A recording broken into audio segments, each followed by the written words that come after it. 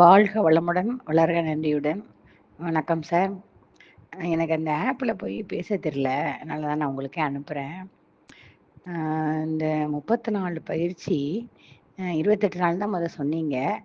சரி, ட்ரை பண்ணி பார்ப்போமேன்னு சும்மா தான் நான் கலந்துக்கிடுவோமே, என்ன நடக்குதுன்னு பார்ப்போமேன்னு தான் வந்தேன். ஆனால் இது என்னோட ஒரு வாழ்க்கை பயணமாக இருக்கும்னு நான் நினச்சி கூட பார்க்கல சார்.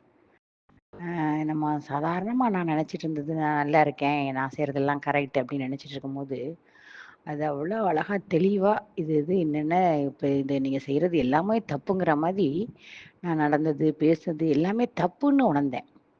அப்புறம் அதனால என்ன விளைவுன்னு நீங்கள் சொன்னது அது மாதிரியே நடந்தது. அதுதான் உண்மை. அப்புறம் தான் நான் நினச்சேன், ஏன் நம்ம இப்படிலாம் நடந்து இது மாதிரி எதிர்மாறா நடக்க அப்படின்னு. அப்புறம் நீங்கள் சொன்னதை பொருத்தி பார்க்கும்போது தான், ஆஹா! நம்ம இப்படி இப்படி நடந்திருக்கோம். இது தப்புன்னு தெரியவே எனக்கு உங்களோட பயிற்சி தான் சார் காரணமா இருந்தது. அதுக்கப்புறம் தான் நான் விழிச்சுக்கிட்டேன். ரைட், இதெல்லாம் திருத்தினா தான் நம்ம ஆசைப்பட்டது நடக்கும் அப்படின்னு. அப்புறம் நீங்க சொன்ன ஒவ்வொரு க க ஒவ்வொரு ஒவ்வொரு செஷனும் ரொம்ப அருமையா விளக்கமும், அதுக்காக நீங்க யூஸ் பண்ண வேர்ட்ஸ் எல்லாம் அப்படி மனசு தொட்டுச்சு. அப்புறம் நான் கூட நினைச்சேன், ஐயய்யோ! இத இப்ப தான் தப்புன்னு உணர்ந்திருக்கோம். இது இப்படி இப்படி நடக்கணும்னு நினைச்சிட்டு இருக்கோம்.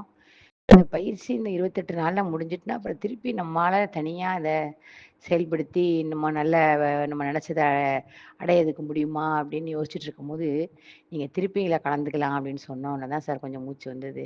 உண்மைக்கும் இது ரொம்ப ஒரு நீண்ட நாள் வாழ்க்கை பயணம். அந்த கொஞ்ச நாள் தொடர்ந்தா தான், நம்ம நீங்க சொன்ன அந்த ஒரு ஒரு என்ன சொல்றது? நீங்க சொன்ன மாதிரி ஒரு நடந்துக்கிறதுல ஒரு 70, 80% எட்ட முடியும் அப்படின்னு எனக்கு தோணுது சார்.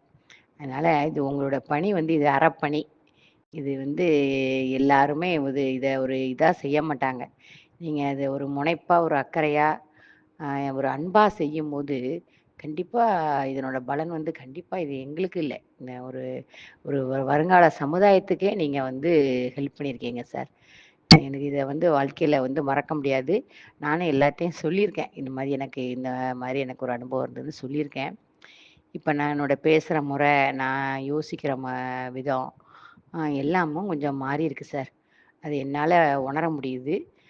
ஆனாலும் உண்மைய ஒத்துக்கிறேன். இது நீங்க சொன்ன விளக்கம் எல்லாம் உன் மனசுல கண்டிப்பா சரின்னு பட்டாலும், அத செயல்படுத்துறது ஒரு 20% தான் செயல்படுத்தியிருக்கேன்னு நெனைக்கிறேன்.